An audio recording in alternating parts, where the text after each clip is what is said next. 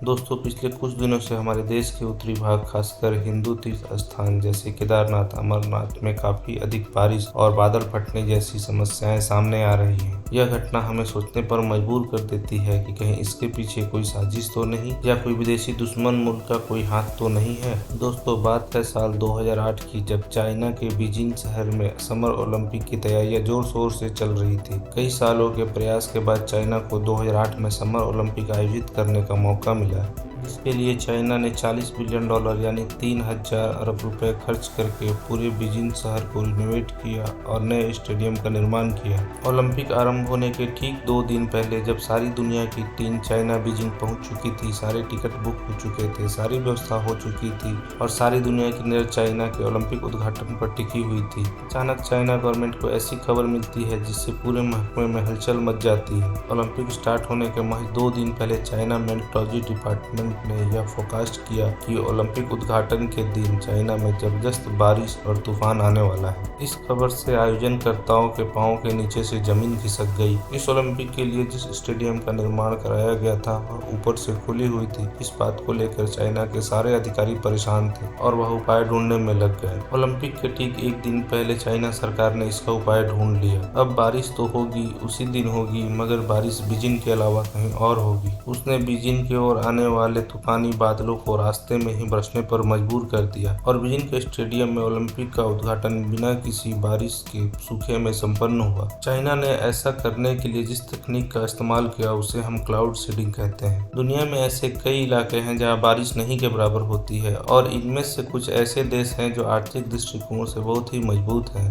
वे बारिश कराने के लिए कृत्रिम बारिश तकनीक का इस्तेमाल करते हैं। कृत्रिम बारिश या क्लाउड सीडिंग उस प्रक्रिया को कहा जाता है जिसमें कई तरह के रसायनों का इस्तेमाल करके बादलों को बारिश के अनुकूल बनाया जाता है। विंसेंट जोसेफ शेफर, जो कि अमेरिकी रसायन और मौसम वैज्ञानिक थे, उन्होंने सबसे पहले क्लाउड सीडिंग का आविष्कार 13 नवंबर 1946 को किया था। कृत्रिम बारिश के बारे में जानने से पहले यह जानना जरूरी है कि बादल कैसे बनते हैं और बारिश कैसे होती है। अगर आप नहीं जानते तो आई बटन में दिए लिंक पर जाकर हमारा वीडियो जरूर देखें। कई स्थानों पर अक्सर देखा जाता है कि बारिश के मौसम में भी बारिश नहीं होती, जिसकी वजह से पूरी फसल तबाह हो जाती है। ऐसे में उस देश की सरकार के साथ साथ उस देश के किसानों को भी बड़ा नुकसान उठाना पड़ता है। कई स्थानों पर पीने की पानी की भी किल्लत हो जाती है। इन सभी कारणों की वजह से कृत्रिम वर्षा यानी आर्टिफिशियल रेन का उपाय ढूंढा गया। तो दोस्तों, आइए हम जानने की कोशिश करते हैं कि कृत्रिम वर्षा किस तरह कराई जाती है। जैसा कि हम सभी जानते हैं कि समुद्र और नदियों में जमा पानी सूरज की गर्मी से भाप बनकर ऊपर उठ जाता है और बादल बन जाता है। ये बादल जब ठंडे जलवायु में जाकर मिलते हैं तब उनके अंदर जमा पानी भारी होकर जमीन पर नीचे गिरने लगता है, जिसे हम बारिश कहते हैं।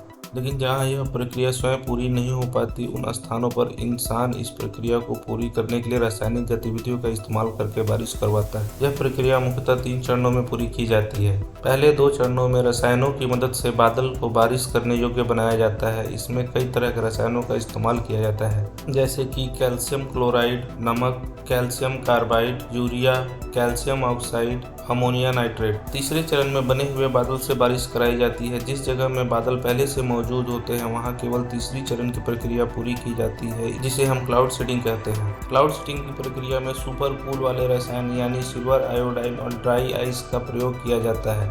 इस प्रक्रिया में जिस बादल से बारिश कराना होता है उसके ऊपर विमान और गुब्बारों की मदद से सिल्वर आयोडाइड का छिड़काव कराया जाता है, जिसके कारण न्यूक्लियरेशन की प्रक्रिया आरंभ हो जाती है। न्यूक्लियरेशन एक ऐसा इंस्टेंट प्रोसेस है जो किसी भी वेपर, लिक्विड या सॉल्यूशन का क्रिस्टल निर्माण करवाता है, जिसके बाद बादल में छुपे हुए पानी के कण बर्फ के क्रिस्टल में बदल जाते हैं और गुरुत्वाकर्षण बल के कारण धरती पर गिरते हैं। इस पूरी प्रक्रिया को करने में 1 घंटे से भी कम समय लगता है। पहले से जिस स्थान पर बादल मौजूद हो वहाँ बहुत आसानी से इस क्रिया के माध्यम से बारिश कराई जा सकती है। चीन, अमेरिका, ऑस्ट्रेलिया, रूस, इजराइल, यूएई जैसे देश ने कृत्रिम बारिश को पूरी तरह से अपना लिया है। साल 1983 में तमिलनाडु सरकार ने इस तकनीक की मदद से सूखाग्रस्त इलाकों में बारिश करवाई थी। भारत में कृत्रिम बारिश के उपयोग में आंध्र प्रदेश नंबर 1 पर है। साल 2008 में 12 जिलों में इसने कृत्रिम बारिश करवाई थी। दुबई जैसे देशों में पीने की पानी की बहुत ज्यादा किल्लत है। दुबई पीने की पानी को जमा करने के लिए बहुत अधिक मात्रा में कृत्रिम वर्षा करवाता है। कुछ दिनों पहले हमने देखा कि दुबई में किस तरह भयंकर बाढ़ आई है। कहीं यह कृत्रिम वर्षा का दुष्परिणाम तो नहीं है। चीन में भी बहुत ज्यादा मात्रा में कृत्रिम वर्षा और क्लाउड सीडिंग का इस्तेमाल किया जाता है। ऐसे में हम सभी जानते हैं कि ग्लोबल वार्मिंग और पर्यावरण पर इसका दुष्प्रभाव भी पड़ सकता है, इसलिए हमें सावधान रहने की जरूरत है। तो दोस्तों, कृत्रिम वर्षा और क्लाउड सीडिंग पर यह जानकारी आपको कैसी लगी? अगर अच्छी लगी तो लाइक करें। अगर आपका कोई सवाल या सुझाव है तो हमें अवश्य कमेंट करें।